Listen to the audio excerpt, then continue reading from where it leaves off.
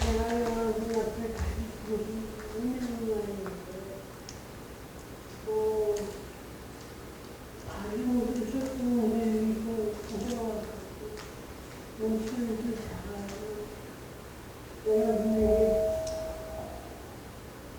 말이 얼마나 잘되는지 모르지만, 저도 민주국민만의 자존감 가지고 최선을 다해서 한번 말씀드리고 싶습니다.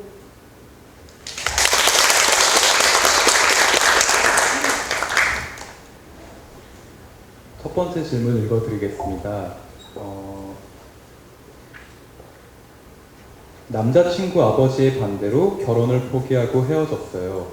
그 이후 4개월 정도의 시간이 흘렀는데 시간이 지날수록 억울한 마음과 분노가 지속되고 자꾸만 자존감이 떨어져요. 이러한 감정과 생각에서 벗어나고 싶은데 어떻게 하면 될까요?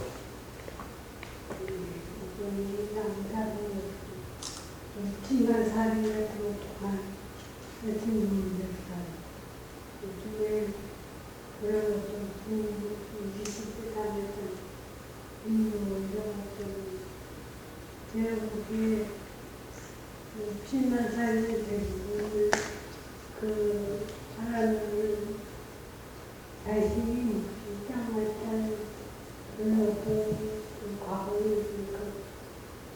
자기가 무시당하고 사람들로부터 창피당하고 아무것도 아니었던 문제라는 의문을 절대 사람들이 견딜 수 없거든요. 이 여자는 세계상 한 번에 세계를 다니는 세계 상식을 경험했다고 생각합니다. 우선은 남친을 잃었고 두 번째는 자존감 문제. 그 아버지가 반대하는 동안 얼마나 많은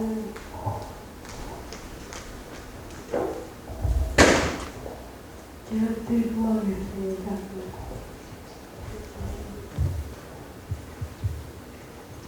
얼마나 많은 자존감 손상을 입었겠어요. 그 아버지한테. 그 다음에 세 번째는 자신을 보호해주고 그때는 사랑하는 사람의 이상을 남자친구만은 자기를 보호하는데 그 다음에 사랑을 갖는 자신 자기가 아무것도 안 못하는 사람을 눈을 잃어버려야 됩니다. 그러면 여기서 어떻게 헤어나 나와야 되느냐. 사실 어려운 문제죠. 미국은 일본 4개월밖에 안 됐거든요. 지금은 너무 잠들부터 외로울 겁니다. 제 생각에는 외로워하십시오. 외로워하고 충분히 친구들하고 만나서 그 남자의 옥수수하고 시아버지 옥수수하고 그리고 얘기도 듣고 그 다음에 아버지가 반대한다고 여자하고 결혼하는 남자하고는 말이 안 하는 게 나을 거거든요. 나중에 반대한다고 또 어떻게 모르니까 그러니까 그 남자보다 자기 자신을 더 사랑하고 이건 참 어려운 문제네. 자신 하나 저는 제어도 못하고 저는 시집살이를 30년 했습니다. 근데 어느 날부터 잠이 안 오기 시작해요. 3-4시간. 시어머니가 너무 미워가지고 시집들이 너무 미워가지고 잠이 안 오기 시작해요. 근데 어느 날 한 달 정도 지나고 갑자기 이제는 내가 먹어주겠다 이런 데더라고요. 저 사람들은 그냥 내 남편을 먹어주고 싶고 저 사람들 때문에 내가 먹고 예수. 그러니까 내가 소중하다는 그러니까 그다음부터 장이잖아요. 그러면서 시어머니가 뭐라는데 뭐 표현하는데 그냥 그러면 대답만 되면 주방에 들어가서 그런 체력적인 방에 안 나오려고 그러면서 상대방보다 나를 더 소중히 그게 바로 이런 미움이랄지 이런 거에서 헤어나온 날에서 방법이 많이 필요하죠.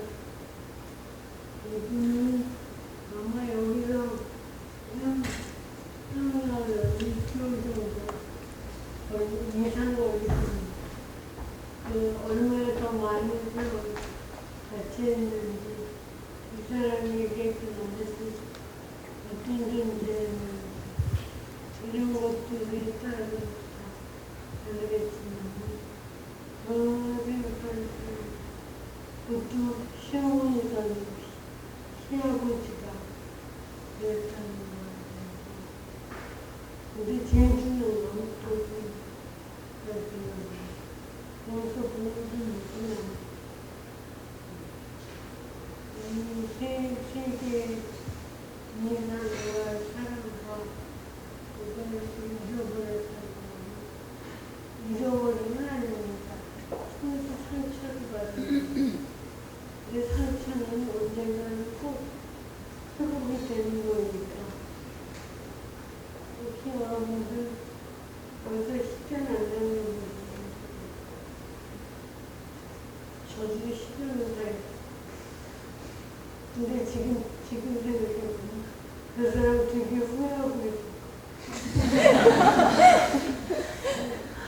이렇게 돼가지고 무서워 생각하면서 살다 보면 시간이 가고 빨리 이런 거 이것이 끝이 아니잖아요.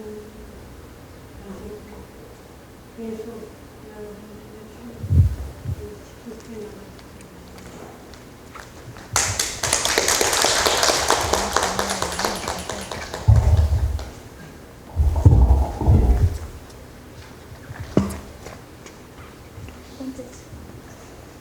두 번째 질문 읽어드릴게요. 직장 동료들과 가까워지고 싶지만 동시에 부질없다는 생각이 듭니다. 직장에서 인간관계를 어떻게 조절하는 게 좋은 걸까요? 여러분들 직장 동료라고 얘기하지 직장 친구라고 얘기하지는 절대로 않고 직장 동료는 친구가 되기가 상당히 힘듭니다. 왜냐면 그 관계의 속성상 이게 같은 수준으로 입사를 했다고 해도 언제 순위가 바뀔지 몰라요. 누가 더 위로 올라갈지 누가 더 연봉이 세질지 항상 친하게 같이 일을 하면서 같이 경쟁을 하는 사이 때문에 또 직장 동료 중에는 뒤통치는 사람들이 많아요. 뭐 옆에서 막 같이 욕했다가 부정이 먼저 와서 언제 그 소리가 들어갔는지 5분이면 들어가요. 그래서 절대로 직장 동료들한테는 개인적 문제는 얘기를 안 하는 게 좋습니다. 아주 믿을만하고 오래 사귀어보고 자기가 친구가 될 수 있는 사람이라고. 근데 이 직장 동료는 언제든지 헤어질 수가 있어요. 특히 요즘처럼 이동이 빠른 옛날에는 한 직장에서 계속적으로 그 직장에서 정해지는 게 맞지만 요즘에는 이동이 빠르거든요.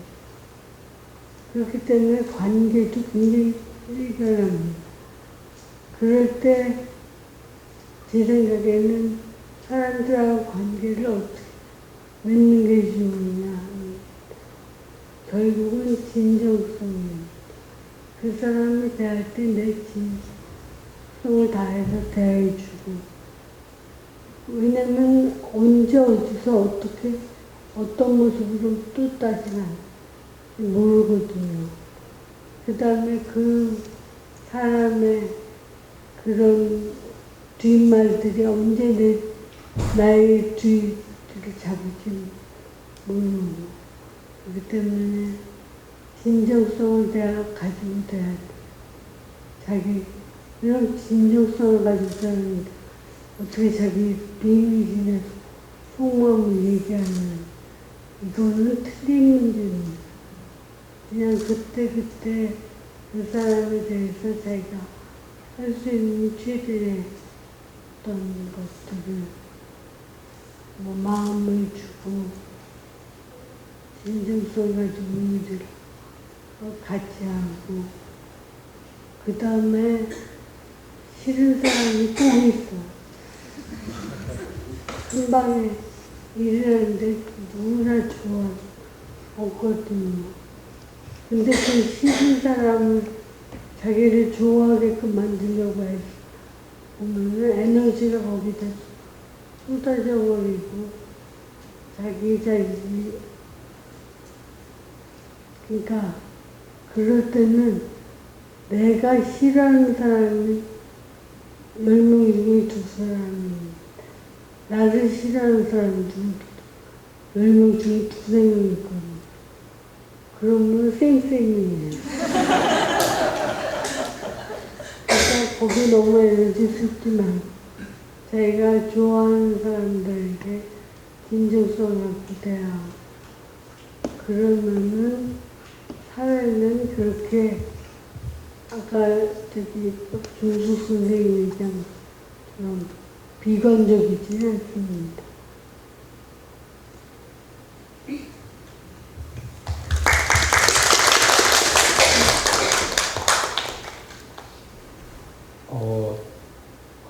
다음 질문 읽어드릴게요. 제가 질문을 읽어드릴게요. 제가 이제 사전 질문 끝나신 건가요? 아니요. 네, 현장 질문 제가 읽어드릴게요. 30 중반의 미혼 여성입니다.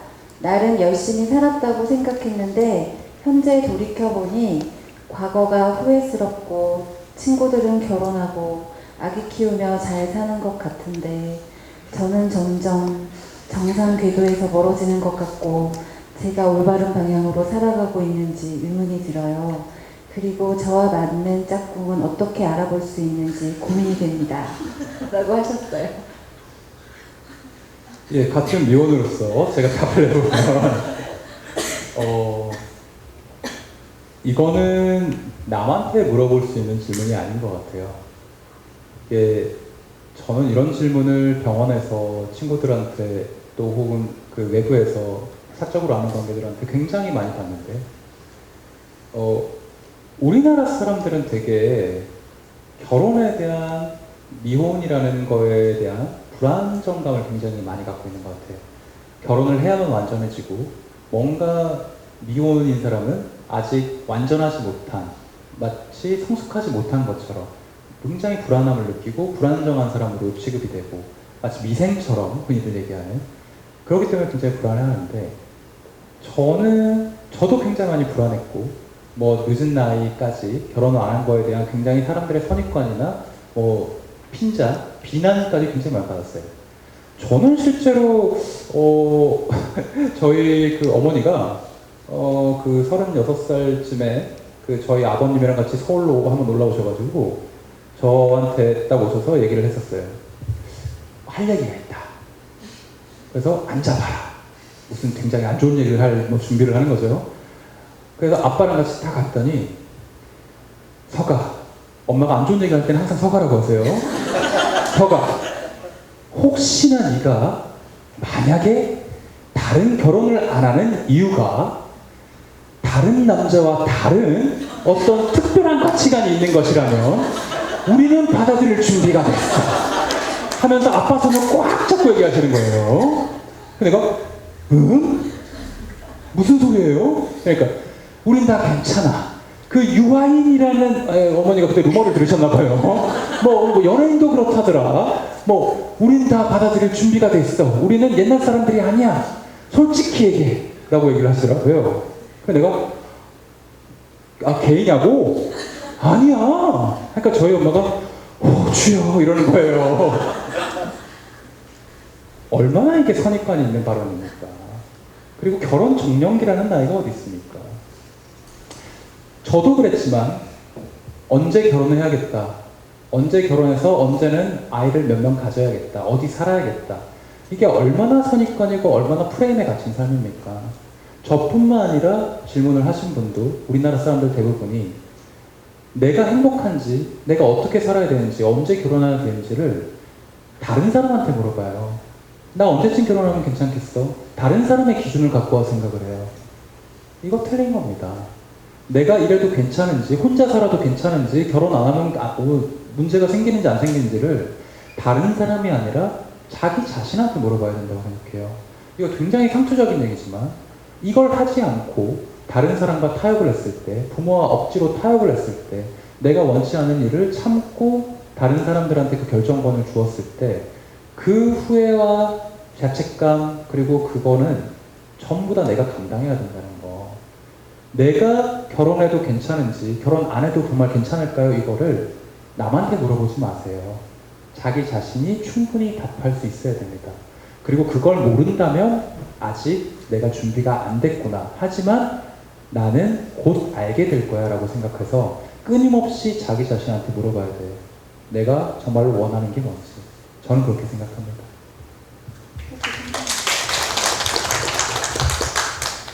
저는 아직도 모르겠어요.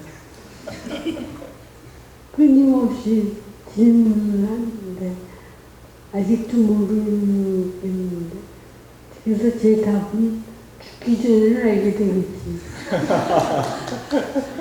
그리고 죽기 전에 모르면 답이 없는 게 답이 있지. 저는 그렇게 생각하고 있습니다.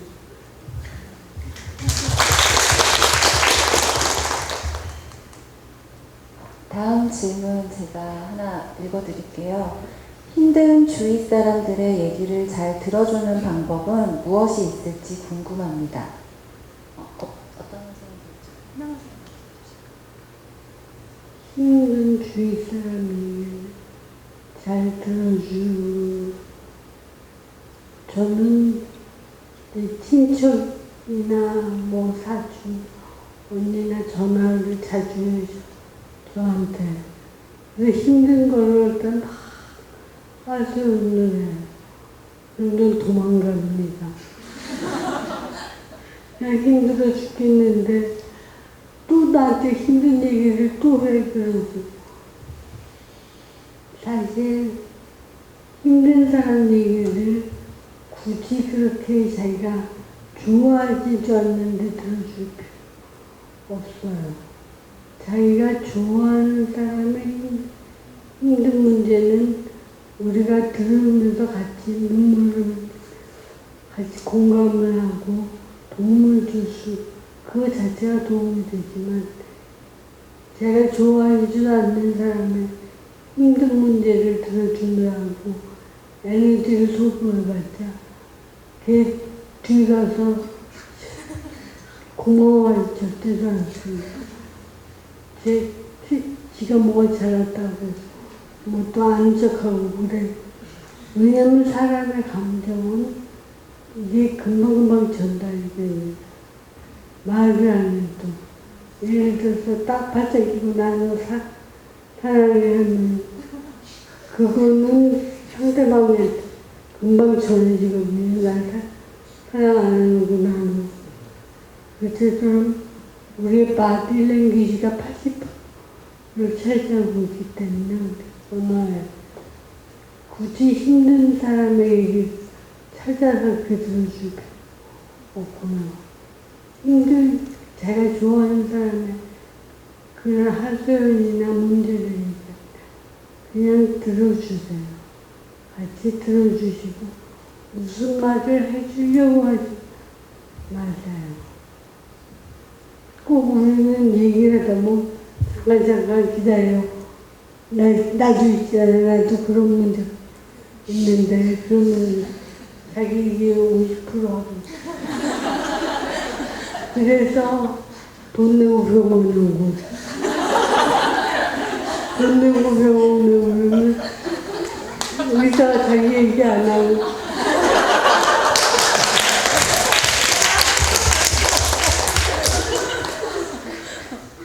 그 얘기들 잘 들어주기 때문에 그런 얘기들 잘 들어주는 사람 앞에서 자기 얘기를 하면서 자기 스스로가 정리해서 그렇기 때문에 그냥 자기가 좋아하는 사람을 눈을 보면서 같이 공감하고 같이 느끼고 같이 슬퍼하고 이걸로 충분하다고 생각해요.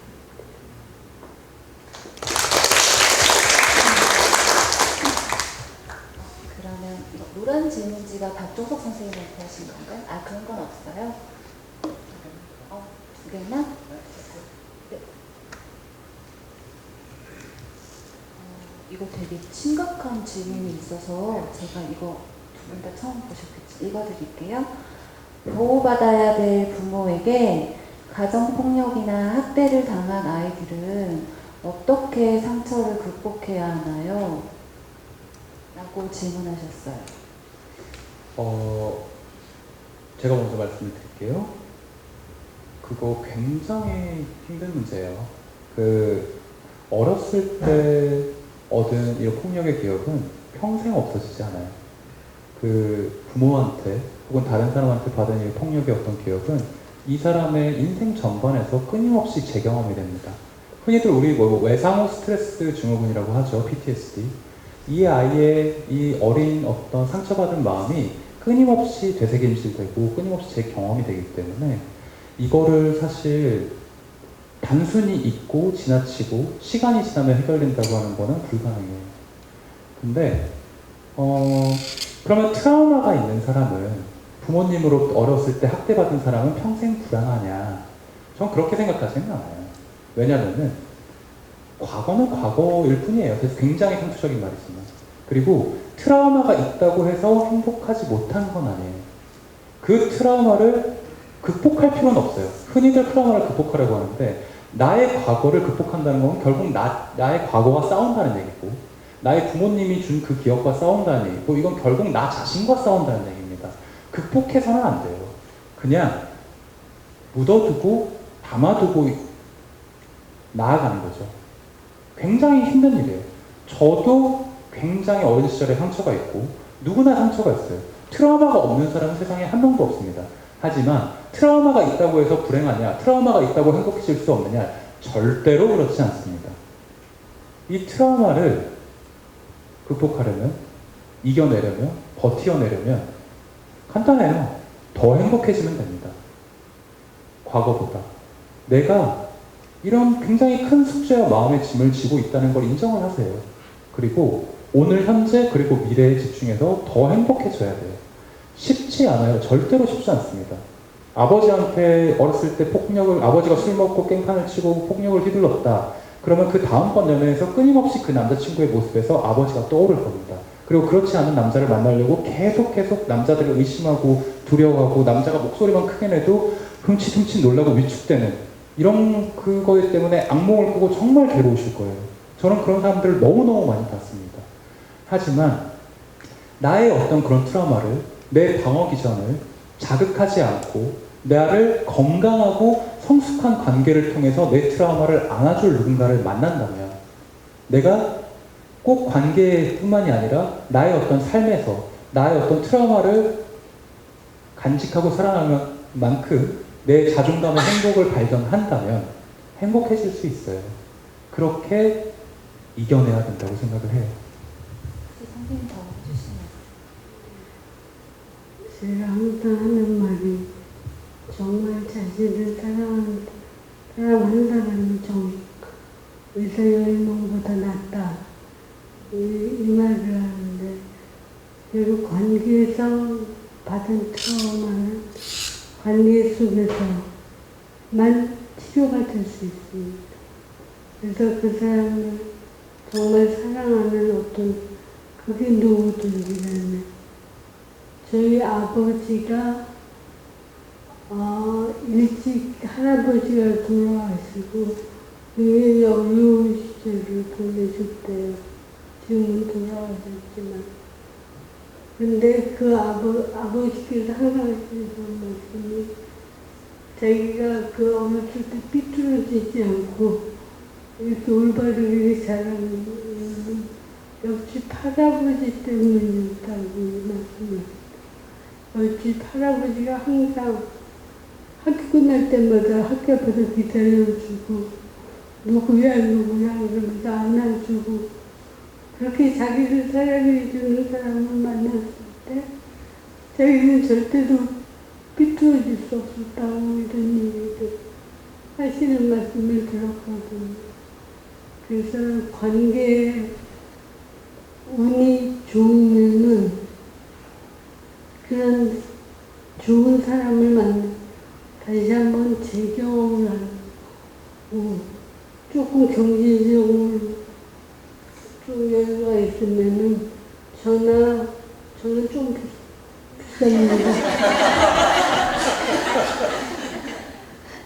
박 선생님 같은 좋은 치료자를 만나서 그런 것들을 극복해 과정을 밟으면 세상에 해결 못할 일이 없다는 게 제 실험입니다.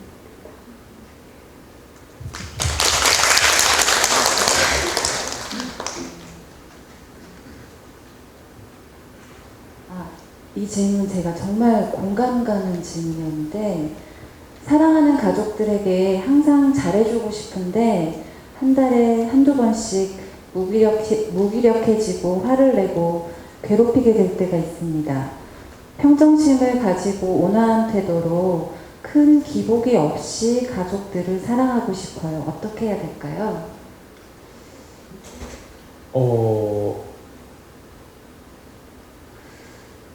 저랑 제일 가까운 사람은 지금 제 여자친구인데 얼마 전에 저한테 굉장히 화를 냈습니다. 심부름을 시켰는데 제가 우유를 좀 사다 달라는 심부름을 했었는데 유통기한이 4일밖에 남지 않았다 이런 이유로 엄청나게 화를 냈습니다. 거의 헤어질 뻔했어요. 저는 이해를 잘 못했습니다. 유통기한이 7일, 8일 남은 우유가 있었으면 좋았겠지만 4일밖에 남지 않았다는 걸 사온 게 이렇게 큰 잘못인가. 정말 억울했어요. 분통이 터졌습니다. 얼굴이 시뻘개져가지고 굉장히 화가 났어요. 그런데 가족끼리도 이런 사소한 일로 소리 지르고 화낼 때가 있는 것 같아요. 이분은 한 달에 한두 번이라고 하셨는데 그럼 나머지 28일은 굉장히 좋은 분 아닙니까? 그 정도만 해도 굉장한 겁니다. 스스로한테 박수를 쳐주세요. 한 달 내내 여러분들 제가 확실히 읽은 기억은 안 나지만 공자님도 자기가 일주일에 한 번은 이성을 잃고 제자들한테 화를 낸 적이 있다고 합니다. 훨씬 나으신 거 아닙니까? 한 달에 한두 번이면? 저는 그렇게 생각해요. 가족 간에 부딪히지 않고 싸움이 없이 그냥 지나간다면 서로 문 닫고 들어가서 아무 대화도 안 한다는 얘기하고 똑같거든요. 부부지간도 마찬가지. 그렇기 때문에 박사님 맞죠. 우리가 아침에 엄마랑 막 싸우고 와가지고 하루 종일 미안해가지고 주제 같은 막 시달렸다가 또 저녁에 들어가서 또 얼굴 보고 엄마 미안해 뭐 사왔어 그러다 조그만 일을 또다시 싸우고 이런 일이 반복되는데 가족은 같이 살고 같이 모든 것들이 공유될 때 부딪힐 수밖에 없습니다. 그게 사랑을 안 하는 게 아니라 그거는 같이 사는 어떤 우리 형태의 삶의 형태 하나라고 생각하고 한 달에 한두 번이라고 굉장히 잘하는 그거는 걱정하지 마세요. 우리가 우리를 제일 온주하시니까 행복해지지 않는 게 아니고 행복한 모습을 보이지 못하는 거, 성공하지 못하는 게 아니고 성공한 모습을 보이지 못하는 걸로 굉장히 괴로워합니다. SNS에 항상 행복한 모습을 보여야 된다는 그런 강박관념이 우리를 더 옥죄고 있고 있다고 생각이 듭니다. 하여튼 나도 사람이니까 김혜영 선생은 일주일에 5번 그부터 운동하는데 나는 3번만 한다 그러면 성공이니까 그렇게 자신을 믿고 살아가십시오. 그러면 이제 현장에서 질문 잠깐 마지막으로 한 장만 더 할까요? 이게 굉장히 길고 정성스럽게 적어주신 분이 한 분 있어서 아, 이거를 네. 네. 이거 너무 어려운 질문. 무엇을 기준으로 살아야 할까요? 뚜렷한 가치관이나 기준이 없기 때문에 방황하게 되는 것 같아요. 지금까지는 대입을 목표로, 앞으로는 좋은 곳에 취업하는 것, 그 후에는 결혼, 자식의 성공을 위해 사회적 기준으로 살아가는 것 같아요. 하지만 그 속에 나는 없죠. 거기서 방황하고 경쟁 속에 우울감을 느끼는 것 같아요.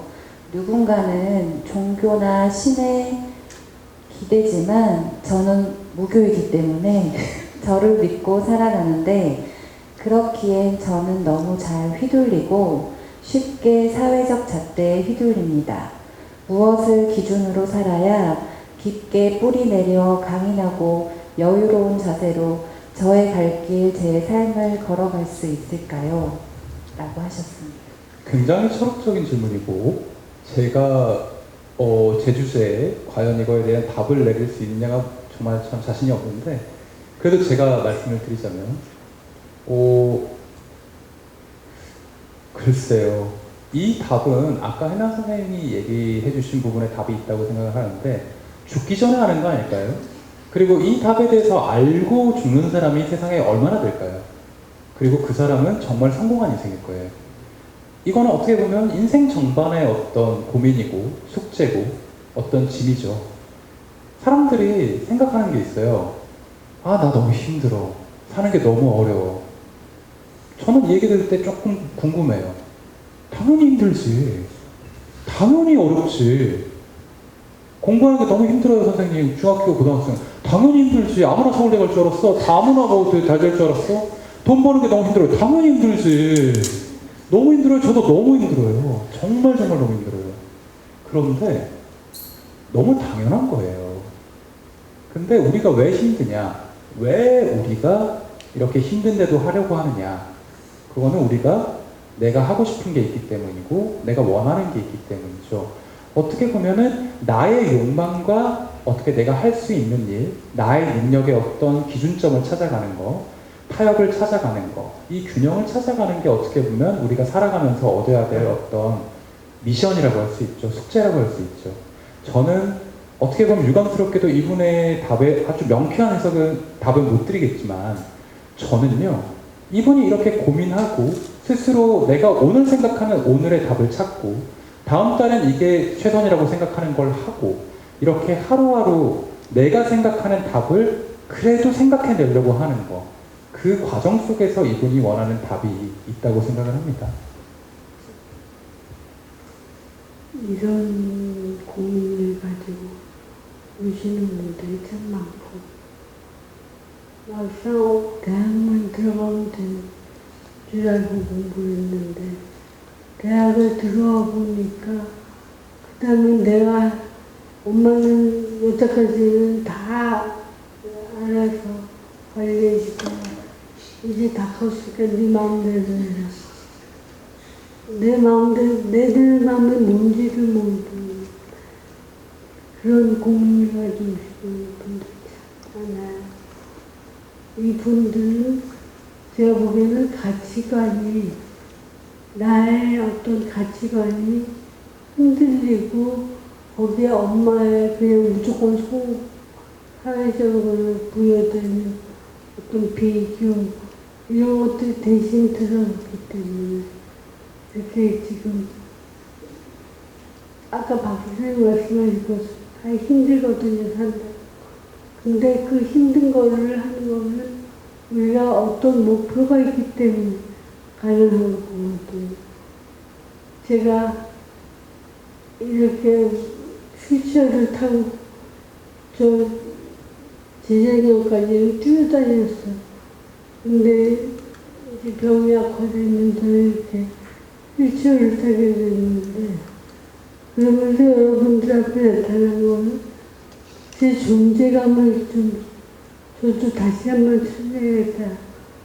그 다음에 제가 알고 있는 지식을 또 제가 알고 있는 경험들까지 나눠야겠다라는 생각을 가지고 다시 나온 거. 어떤 목적, 인생의 목적이나 이런 것들이 자기한테 있으면 된다고 생각해요.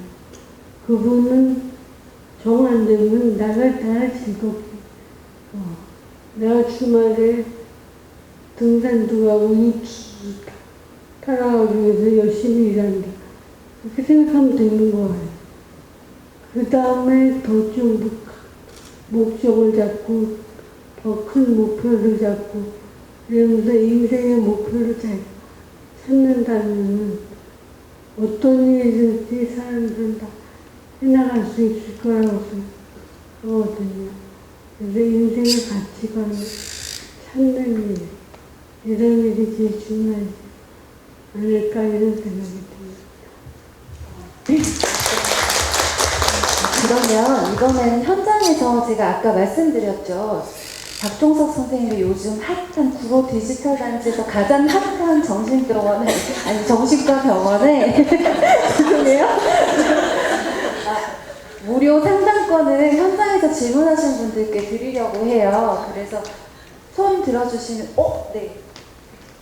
마이크를 드릴까요? 마이크 없어도 될 것 같은데. 네. 책을 읽다 보니까 화병에 대해 가지고 설명을 해주셨던데요.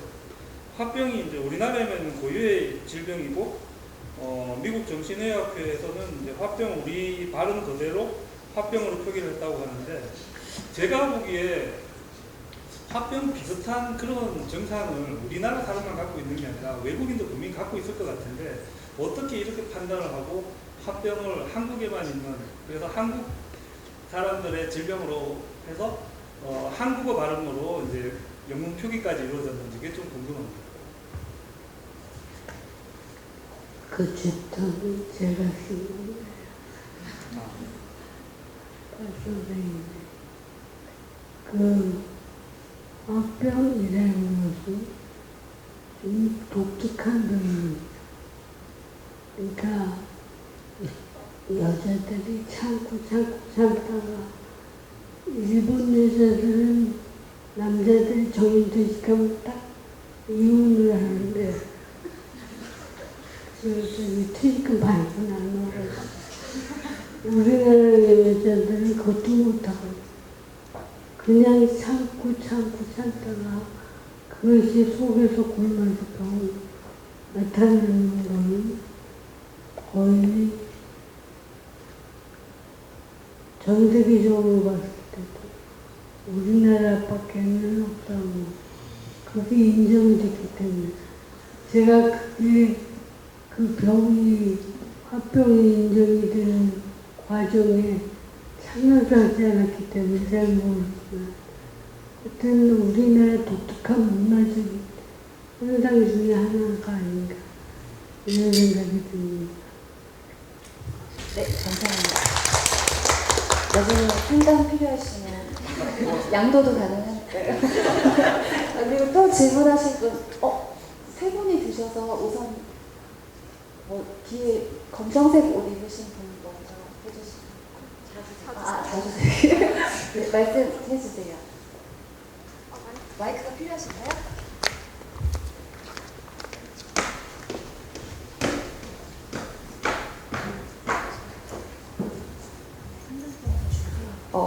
오늘 강연 너무 잘 들었고요. 좀 떨리긴 하지만 저는 질문하고 싶은 게 있었는데, 저는 작년에 한 10월 중순경에 우울증 불안장애 공황장애 진단을 받았고 한 2달 반 동안 치료 받았고 3월 초에 완치 판정을 받았어요. 지금 강연 들으면서 많은 생각을 했던 게 저도 과거에는 제 자신을 많이 누르고 살고 저보다는 다른 사람이 먼저고 가족이 먼저고 친구들이 먼저 이렇게 사는 게 저는 올바른 삶이라고 생각을 했었거든요. 근데 그 시간을 겪고 나니까 그게 되게 잘 살았었던 삶은 아니었구나라는 생각을 되게 많이 했고 저는 되게 일도 열심히 하고 이렇게 무조건 앞으로 가는 게 최선의 삶이라고 생각을 했었어요. 근데 그랬었던 제가 이제 병원 가서 진단을 받았을 때 딱 처음에 보였었던 제 행동은 거기서 많이 울었거든요. 내가 이렇게 살았었는데 나의 결과가 이건가? 라는 제 생각을 되게 많이 했었던 것 같아요. 그러고 나서 이제 다행히 선생님도 너무 잘 만나고 해서 진단을 그러니까 치료를 잘 받았는데 가끔 생각이 드는 거는 또다시 그러니까 앞으로 삶을 사는 데 있어서 또다시 그런 증상이 올 수 있을 거라는 생각은 드는데 앞으로 제 사는 데 있어서 어떻게 하면 이렇게 건강한 정신으로 잘 살 수 있을지 저는 질문을 하고 싶습니다. 솔직하게 그렇게 얘기해 주신 거 정말 감사드리고, 저는 방금 질문하신 분이 이렇게 많은 사람들 앞에서 이런 질문을 하기가 쉽지 않았을 텐데 이 얘기를 한 것만으로도 정말 건강해지셨다고 생각을 해요. 굉장히 많은 두려움과 불안을 이기고 질문을 하셨다고 생각을 해요. 저는 이런 질문을 저희 앞에서 할 수 있는 분이라면 정말 잘하실 거라고 생각합니다. 저는 박수를 쳐드리고 싶어요. 진짜. 다음 질문은 여기 앞자리 쪽에 앉으신 분. 저 마이크 주신 제가 해드릴게요. 답을 조금 끝나지 않아요? 마저 하자면. 그래요? 죄송합니다. 네, 한 문장만 더 말씀드리겠습니다. 저는 사람은 언제나 두려울 거예요. 병이 재발할까봐, 내가 지금 갖고 있는 돈이 없어질까봐, 내가 실패할까봐, 지금 있는 연인이 나를 떠날까봐 끊임없이 불안하게 만들 거라고 생각합니다. 그런데 일어나지 않은 일에 대해서 미리 걱정하지 마세요. 아직은 재발 안 했잖아요. 아직은 행복하잖아요. 아직은 그 사람이 내 옆에 있잖아요. 지금 내가 불안에 짓눌려서 오늘 내가 누릴 수 있는 이 기쁨과 행복을 포기하지 마세요. 10년 후, 5년 후 언젠가 재발할 걸 미리 걱정하지 마시고 지금 내가 이렇게 건강해졌다는 거, 그걸 그냥 순수하게 기뻐하시면 될 것 같습니다.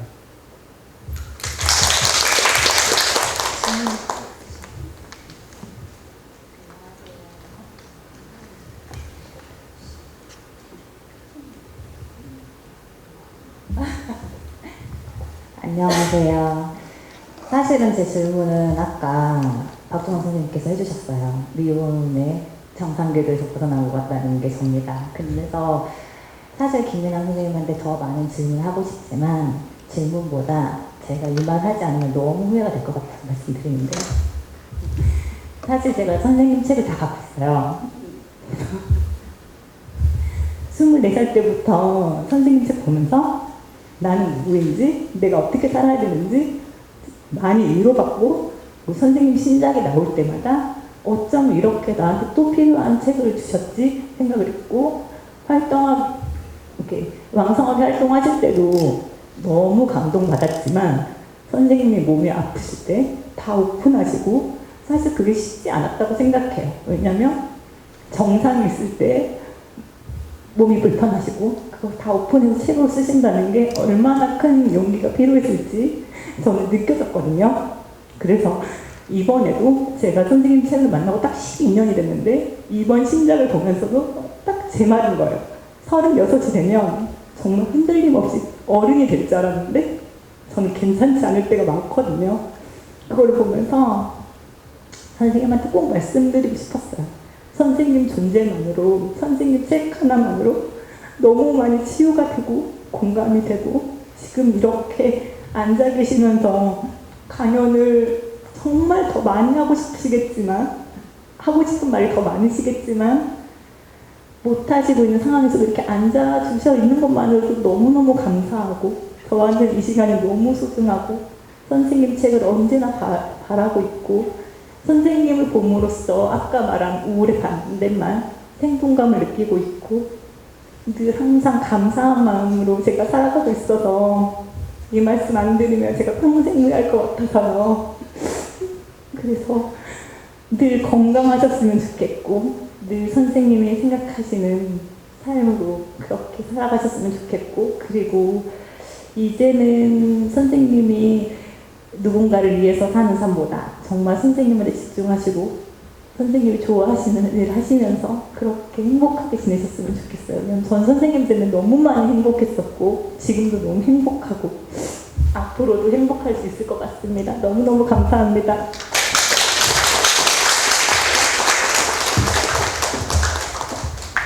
감사하다는 말밖에는 드릴 수 있는 말이 없네요. 정말 감사하고 덕분에 제가 살 이유가 또 하나 생겼습니다.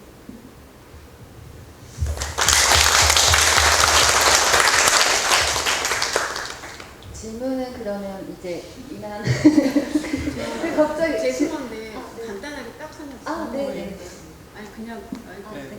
선생님 외람된 질문인데 정신과 뭐 이쪽으로 뭐 관계된 거 아니고 사람은 눈이 많이 나쁘시잖아요. 글씨죠. 근데 혹시 병 때문에 눈이 많이 나빠지시는 건가요? 아니면 원래 눈이 많이 나쁘셨나요? 눈이 굉장히 나빴고요. 어렸을 때부터요? 예. 국민학교 3학년 때부터.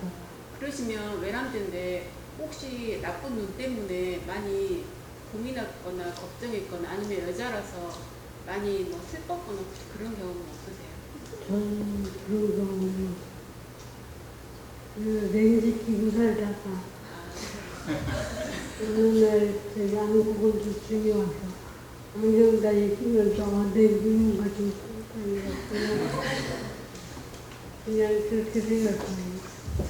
다행히 안경이 있어서 여기 옛날 같으면 눈먼 천으로 그냥 그렇구나. 그래가지고 싶습니다.